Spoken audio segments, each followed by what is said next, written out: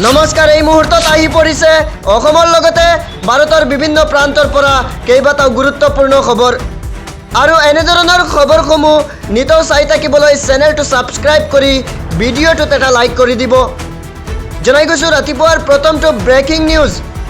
নেপালত হিন্দু মুছলমানৰ মাজত ভয়ংকৰ সংঘাতৰ ঘটনা সংঘটিত হৈছে। বৰ্তমান নেপালৰ পৰিৱেশ পৰিস্থিতি অধিক ভয়াৱহ হৈ পৰিছে, যাৰ বাবে নেপালত অনিৰ্দিষ্টকালৰ বাবে জাৰি কৰা হৈছে কাৰফিউ। পৰিস্থিতি নিয়ন্ত্ৰণ কৰিবৰ বাবে কৰ্তন কৰা হৈছে ইণ্টাৰনেট সেৱা। নেপালৰ পৰিৱেশ পৰিস্থিতিয়ে অধিক ভয়ংকৰ ৰূপ ধাৰণ কৰিছে। ইতিমধ্যে 6খনতকৈও অধিক চহৰত জাৰি কৰা হৈছে কাৰফিউ। এই পৰ্যন্ত ভয়ংকৰ সংঘাতত 3জন লোকৰ মৃত্যুৰ খবৰ আহি পৰিছে। নেপালৰ আৰক্ষী আৰু জনসাধাৰণৰ ভয়াৱহ সংঘাতত গুলীবিদ্ধ হৈ 12জনতকৈও অধিক লোক আঘাতপ্ৰাপ্ত হৈছে। জনাই গৈছোঁ ৰাতিপুৱাৰ আন এক বিগ ব্ৰেকিং নিউজ। উজনি অসমৰ ভয়ংকৰ বান পৰিস্থিতিক লৈ উদ্বিগ্নতা প্ৰকাশ কৰি 2 লাখ টকাৰ সাহায্য ঘোষণা কৰিছে প্ৰাক্তন IPS বিষয়া তথা বিজেপি বিধায়ক আনন্দ মিশ্ৰই। আৰু তেওঁ এমাহৰ দৰমহা দি বানাক্ৰান্ত বিপদগ্ৰস্ত লোকক সহায়ৰ হাত আগবঢ়াইছে। আহি পৰিছে ৰাতিপুৱাৰ পৰৱৰ্তী big breaking news. Himanta Biswa শৰ্মাৰ বিজেপি চৰকাৰে কৰিব নোৱাৰা কাম এইবাৰ কৰি দেখুৱালে তামিলনাডুৰ মুখ্যমন্ত্ৰী বিজয় তেলাপতিয়ে। স্কুলৰ মধ্যাহ্নভোজনত থাকিব চিকেন বিৰিয়ানী।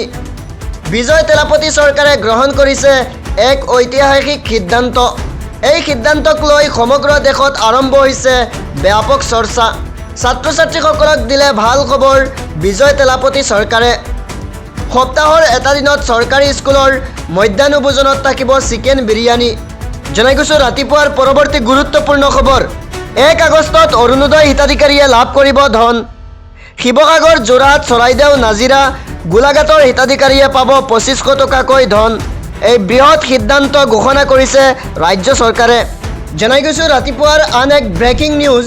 উজনিৰ 4 জিলাৰ ঋণগ্ৰস্ত বন্যাৰ্থলৈ চৰকাৰৰ সকাহ। 6 মাহলৈ বন্যাৰ্থই ঘূৰাই দিব নালাগে কোনো ঋণ। শিৱসাগৰ, চৰাইদেউ, যোৰহাট, গোলাঘাট জিলাৰ বন্যাৰ্থলৈ এই সুবিধা। ফেচবুক লাইভ যোগে এই ঘোষণা কৰিছে মুখ্যমন্ত্ৰী ডক্টৰ হিমন্ত বিশ্ব শৰ্মাই। হোম লোন, কাৰ লোন, শিক্ষা ঋণৰ ক্ষেত্ৰত প্ৰয়োজনত এবছৰলৈ বঢ়াই ল'ব পাৰিব ঋণ পৰিশোধৰ সময়সীমা। কৃষি ঋণ, আত্মসহায়ক গোটৰ ঋণৰ ক্ষেত্ৰত প্ৰয়োজনত 2 বছৰ বঢ়াই ল'ব পাৰিব সময়সীমা। মীন ঋণ, ডায়েৰী ঋণৰ ক্ষেত্ৰতো লাভ কৰিব একেই সুবিধা। ক্ষুদ্ৰ লঘু উদ্যোগৰ ঋণৰ ক্ষেত্ৰত 3 পৰা 7 বছৰলৈ বঢ়াই ল'ব পাৰিব ঋণ ঘূৰোৱাৰ সময়সীমা। ষ্টেণ্ডাৰ্ড একাউণ্টৰ গ্ৰাহকসকলেহে লাভ কৰিব পাৰিব এই সকাহ।